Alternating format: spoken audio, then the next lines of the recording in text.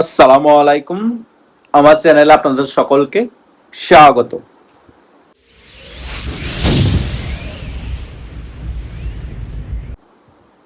খাস বাংলায় একটি কথা আছে, নতুন নতুন বাল গজাইলে নাকি উল্টায় উল্টায় দেখে।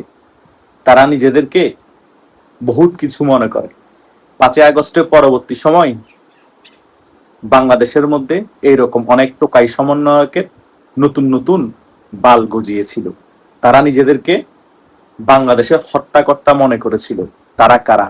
তারা হচ্ছে কথিত সমন্বয়ক এই পেটলা নাহিদ, এই ডারবিন আসির, এই মলম হাসনাত, এই সার্ভিস আলম, এই টোকাই আসিফ মাহমুদ। তারা বাংলাদেশে 5ই আগস্টের পরবর্তী সময় সারা বাংলাদেশের মধ্যে মবের রাজত্ব কায়েম করেছে, সারা বাংলাদেশ থেকে চাঁদাবাজি করেছে এবং তারা মনে করেছে এই সারা বাংলাদেশটা হচ্ছে তাদের বাপের সম্পত্তি। মুক্তিযুদ্ধের যত মোরাল আছে সকল মোরাল তারা ধ্বংস করে দিতে চেয়েছিল।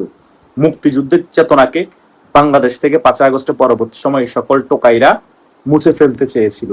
বিভিন্ন ধরনের মিথ্যাচার তারা ছড়িয়েছিল, বিভিন্ন ধরনের প্রোপাগান্ডা তারা ছড়িয়েছিল, বিভিন্ন ধরনের মিথ্যা ইতিহাস তারা জনগণের কাছে ছড়িয়ে দিতে চেয়েছিল। শুধু তাই নয়, তারা বাংলাদেশের মধ্যে ভারত বিরোধিতার রাজনীতি শুরু করেছিল। ভারতকে এমন কোনো খারাপ ভাষা নেই যে তারা গালি দেয়নি। তারা ভারতকে চুনুপুটি দেশ মনে করেছিল এবং ভারতকে নিয়ে যত ধরনের কটূক্তি দেওয়া সকল কিছু করেছে। তারা এও বলেছিল 7 সিস্টার্স তারা দখল করে ফেলবে। তারা তখন স্লোগান দিত দিল্লি না ঢাকা।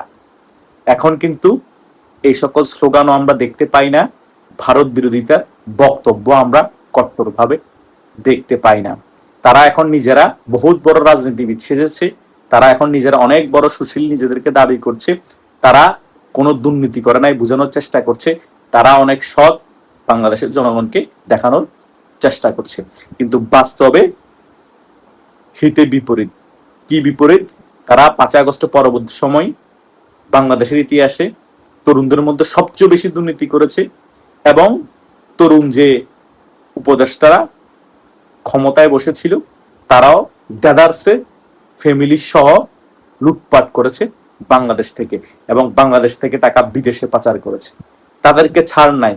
ভারত অলরেডি এই সকল টোকাই সমন্বয়কদের লিস্ট করে রেখেছে, কখন কিভাবে তাদেরকে খেলে দিতে হবে, কখন কিভাবে তাদেরকে ফাঁসিতে ঝুলাতে হবে, সকল কিছু প্ল্যানিং করা আছে। কিন্তু আমার ব্যক্তিগত অভিমত, ভারতের প্ল্যানিং সাকসেস হওয়ার আগে বাংলাদেশের জনগণের প্ল্যানিং সাকসেস হয়ে যাবে, বাংলাদেশ আওয়ামী লীগের প্ল্যানিং সাকসেস হয়ে যাবে। কারণ যখন বাংলাদেশের পরিস্থিতি ঘোলাটে হয়ে যাবে, বিএনপি সরকারের পতনের সন্নিকটে চলে আসবে, তখন কিন্তু এই সকল টোকাই সমন্বয়কদেরকে পেটলা নাহিদ বলেন, ডারবিন আসির বলেন, সার্ভিস আলম বলেন, মলম হাসনাত বললে কেউ পালাতে পারবে না। বাংলাদেশের জনগণ মাটির সাথে পিষে ফেলবে তাদেরকে। গুটি কয়েকজন পালিয়ে গেল, সকলকে পেদানি দিয়েই মেরে শাহবাগ চত্বরে বলেন আর রাজুতে বলেন টাঙ্গিয়ে রাখবে, যেভাবে করে বাংলাদেশের পুলিশ ভাইদেরকে টাঙ্গিয়ে রেখেছিল। তাই যতই আমরা বিভিন্ন জায়গা থেকে গুঞ্জন শুনতে পাই ভারত তাদেরকে ফাঁসির দড়িতে ঝুলানোর জন্য সকল কিছু প্ল্যানিং করছে, প্ল্যানিং রেডি হয়ে গিয়েছে। খুব শীঘ্রই বাংলাদেশের রেজিম পরিবর্তন হবে এবং এই সকল টোকাই সমন্বয়কদেরকে যে দল ক্ষমতায় আসবে তাদের মাধ্যমে ফাঁসির দড়িতে ঝুলানো হবে। আমি কিন্তু ভারতের এই প্ল্যানিং এর পক্ষে, কিন্তু এই প্ল্যানিং সাকসেস হওয়ার সম্ভাবনা কেন কম সেটা আমি আগেই বলেছি। ভারতের প্ল্যানিং সাকসেস হওয়ার আগেই তারা আর বেঁচে হয়তো থাকবে না। বাংলাদেশের জনগণই গণধোলাই দিয়ে তাদেরকে শাহবাগ চত্বরে টাঙ্গিয়ে রাখবে। টাঙ্গিয়ে কেন রাখবে না? 5ই আগস্টের পরবর্তী সময় বাংলাদেশের সাধারণ জনগণের স্বার্থে কোনো কাজ করেছে তারা? সাধারণ জনগণের পক্ষ হয়ে তারা কোনো কথা বলেছে? তারা নিজের স্বার্থে কথা বলেছে? তারা বাংলাদেশ বিরোধী কথা বলেছে? তারা পাকিস্তানের দালালি করেছে? তারা যখন পাকিস্তানের দালালি করে সেটা বলা যাবে না, কিন্তু কেউ যদি ভারতের পক্ষে কোনো পজিটিভ পজিটিভ কথা বলে তাকে ভারতের দালাল বলবে, তাদেরকে রয়ের এজেন্ট বানিয়ে দিবে, তখন কোনো সমস্যা নেই। বেটা, যে পাকিস্তান 1971 সালে আমাদের পূর্বপুরুষদেরকে হত্যা করেছিল এবং আমাদের অনেক মা বোনের ইজ্জত নিয়েছে, তারা মুসলিম নামের কলঙ্ক, সেই পাকিস্তান আমাদের মেইন শত্রু, ভারত না। সেই ভারতকে আমরা এখন কি বলছি?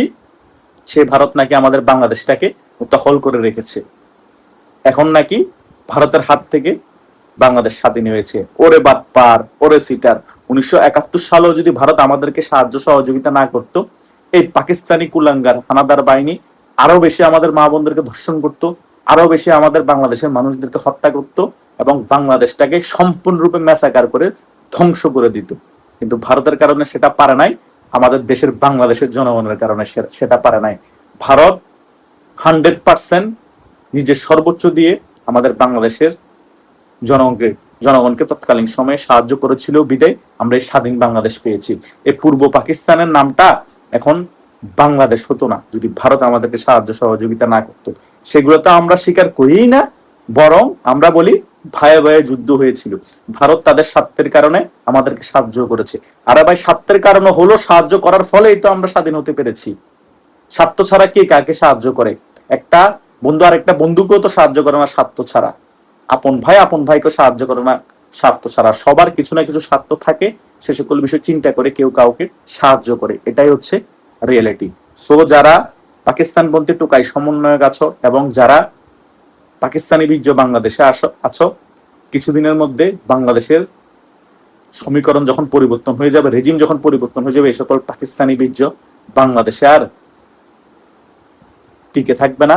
আর যারা নির্মমভাবে পুলিশ ভাইদেরকে হত্যা করে টাঙ্গিয়ে রেখেছো, আওয়ামী লীগের নেতা কর্মীদেরকে গণধোলাই দিয়ে মেরেছো, গুম হত্যা করে মেরেছো, তারাও বেঁচে থাকবে না। এটা রিয়েলিটি।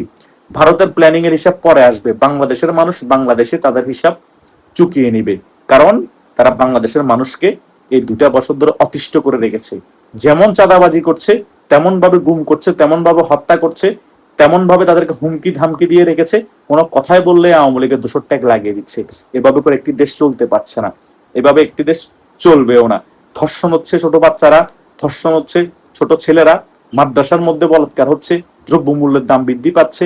মানে এক মেসাকার পরিস্থিতি। কোনো কন্ট্রোল নাই সরকারের দেশের কারো প্রতি, প্রশাসনেরও কোনো কন্ট্রোল নাই। সন্ত্রাসীদের উপর সন্ত্রাসীদের কোনো কন্ট্রোল নাই, নিজের উপর তারাও দেদারসে সন্ত্রাসী করছে। এভাবেই করে চলছে একটি দেশ। একটি দেশ এভাবে করে বেশি দিন টিকতে পারে না, আর টিকে থাকলেও অল্প কিছুদিন পরবর্তী সময়ে ধ্বংসের দ্বার প্রান্তে চলে যায়। এখনো বর্তমানে বাংলাদেশের সেই পরিস্থিতি। তাই বাংলাদেশের সেই পরিস্থিতি থেকে পরিত্রাণ পেতে হলে এই রেজিমকে পরিবর্তন করে একটি মধ্যবর্তী নির্বাচন আয়োজন করতে হবে। বাংলাদেশ আওয়ামী লীগকে সহ একটি সুন্দর নিরপেক্ষ নির্বাচন দিতে হবে। সেই নির্বাচন যে সরকার আসবে, তখন যদি সে সরকার আসে, তখন সেই সরকার সুন্দরভাবে দেশটা পরিচালনা করতে হবে, সেটা আওয়ামী লীগ হোক আর বিএনপি হোক। এখন একটা শক্তি একেবারে স্টপ, রাজনীতি থেকে স্টপ, নির্বাচন থেকে স্টপ, সেটা হচ্ছে বাংলাদেশ আওয়ামী লীগ। সে কারণে বিএনপি, জামাত, এনসিপি তারা মনে করছে তারা সর্বে তারা যা ইচ্ছা তা করতে পারবে, তাদেরকে বাধা দেওয়ার কেউ নাই। সেই কারণেই বাংলাদেশের জনগণ অস্বস্তিতে আছে, বিএনপির কারো উপর কোনো কন্ট্রোল নাই। আমি কেন এই সকল কথা বলি, আপনারা হয়তো যারা আমার ভিডিওটা প্রতিনিয়ত দেখেন, প্রথম থেকে শেষ পর্যন্ত দেখেন, তারা মোটামুটি সকল বিষয় বুঝতে পারেন যে আমি কেন এত কষ্ট হয় আমার। কারণ বাংলাদেশের এই হাহাকার অবস্থা দেখে, গ্যাসের এই হাহাকার দেখে, দ্রব্যমূল্যের দাম বৃদ্ধি দেখে, সন্ত্রাসীদের এইরকম উচ্ছ্বাস দেখে কষ্ট হয় মনে, হৃদয়ে রক্তক্ষরণ হয়। সে কারণেই তো এই সকল কথা বারবার তুলে ধরি।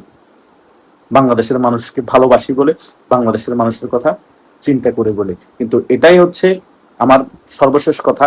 এ টোকাই সমন্বয় যারা আছে দেশ ধ্বংসকারী, তাদেরকে বাংলাদেশের জনগণ আপনারা যাতে কোনোভাবে ছাড় না দেন। ভারতের প্ল্যানিং এর কথা মাথা থেকে ফেলে দেন, নিজেরা কিভাবে প্ল্যানিং করে এদেরকে খেলে দিবেন সেটার উপর আপনারা ফোকাস দেন। ধন্যবাদ সকলকে।